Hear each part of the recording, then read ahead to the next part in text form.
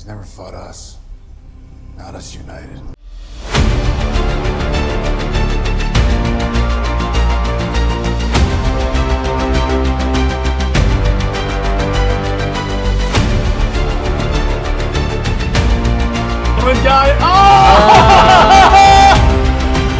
My favorite moment in the entire... Maybe I should complicate this before I start speaking here.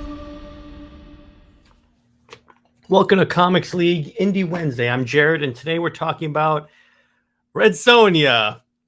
So, first I wanted to show off. I got a dope new Green Lantern statue, which I'm very happy for. It's my first Green Lantern collectible that I've gotten, and I think it looks pretty cool. It goes with my Omnibuy collection. So we're going to talk about Red Sonja. So Red Sonja, I imagine her a red-headed Wonder Woman in a metal bikini. That's basically who Red Sonja is. And she crosses over a lot with Conan. And she's awesome. She's so cool. And this is not like a superhero book. It's more like a sword and sorcery book. So let's get into it. We're doing the first story in this collection called Travels. In this one... All right, so let's get started. It's called One More Day by Jimmy Palmiotti and art by Liam Sharp. Liam Sharp is actually a Wonder Woman artist. By this is what I mean by Wonder Woman in a metal bikini. Besides the point. So you open up, we have this great, this big badass warrior that's like, no one will defeat me. He's like apparently this unbeatable general that's just sweeping across the world. And imagine him like Genghis Khan. Then we see Red Sonja, and she's showing up. She's called Red Sonja because she has a fiery temper, and she has blazing red hair. And here's the thing. So as legends tell of Sonja, her beauty and fighting prowess remain unmatched.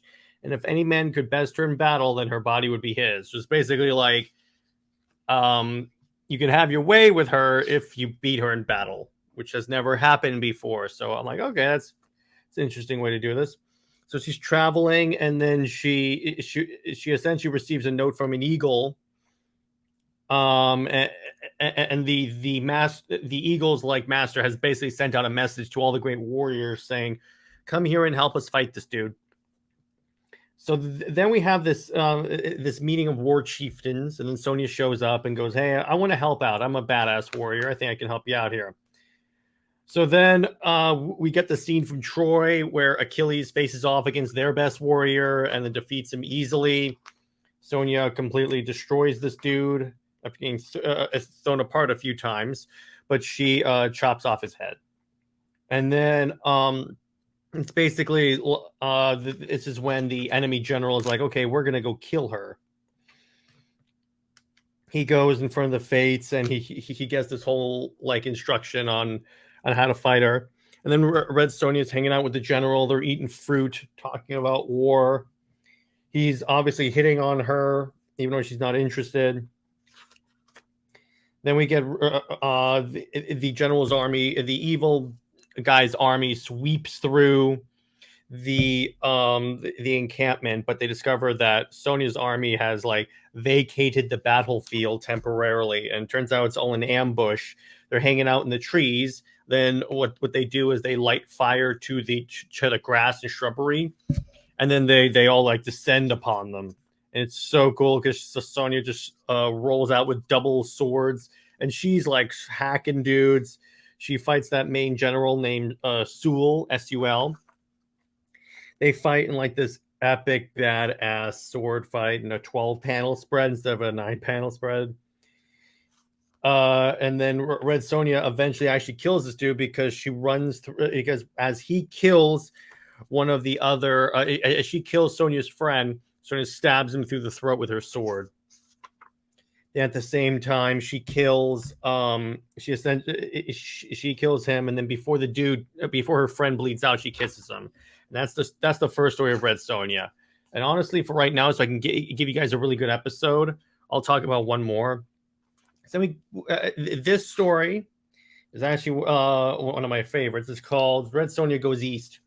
In this one, we have this, I guess, warlord / king that's served by various women in bikinis.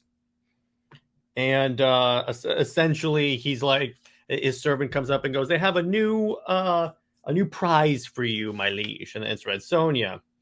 And they try to put her to heal, and she needs a guard. She goes for a sword, but then she's knocked out in a battle. It doesn't work out that well. She's thrown into the slave pits. We see these girls that are essentially like this dude's harem, pretty much. Then they're talking. Red Sonja's like, "Oh no, we can escape. We can have our freedom," and everyone's like, not exactly very like, I guess, positive about that prospect. Then Red Sonja is brought before the king, and he basically goes, "If you perhaps one day I'll let you go if I decide to let you live." And then he starts groping her, but then she like chokes him with the chain before she can die. The head slave like knocks her out, and she wakes up in this arena pit, and she's supposed to kill these two dudes in a gladiatorial pit. She does so very easily because she's Red Sonja, and like I said, she's Wonder Woman. Like, easily destroys them. She even she cuts off a dude's head and holds it up by his ginormous ponytail.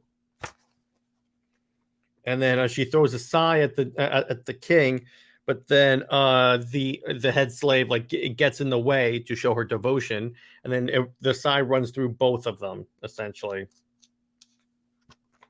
And then essentially Sonja goes, "Are you not entertained? Are you not entertained?" And then she leaves. And then she rides out at the same time, and then she finally meets with who she was supposed to meet with, which is because she got captured on her way to a quest, so she attains her quest. That's essentially 2 stories out of Red Sonja. I enjoy this book. It's pretty cool if you like sword and sorcery stuff. And again, it's like Wonder Woman in that she's a badass female warrior, but Wonder Woman in a metal bikini who's a little more aggressive than Diana is. But it's still really, really, really cool. The art's killer, particularly Liam Sharp. He did a lot of art for Wonder Woman Rebirth, and he is spectacular. Him and Terry and Rachel Dodson are fantastic artists when it comes to drawing women, and they're some of my favorite for that. But I also love, like, for one thing, this is the Dynamite Entertainment. It's not Marvel or DC. It's going to be significantly more bloody, like really, really, really more bloody, and I like that. That's really cool. It's kind of like 300 into the mix, so it's basically all the really great franchises in terms of sword and sorcery and like ancient warfare rolled into one, but with a girl in a metal bikini. So that's Red Sonja. I really enjoy her, and she's really cool if you want to read an alternative Wonder Woman, essentially. And I'm sure that when they were writing this, that when they were coming up with the idea for this character, that they were inspired in some way by Diana.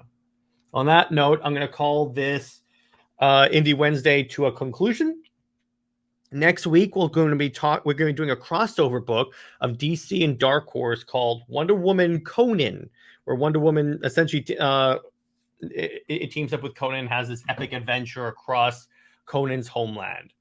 Anyway, I will see you for that one, and I will see you this weekend for the Watchmen stream. Anyway, stay heroic, everyone. Bye-bye.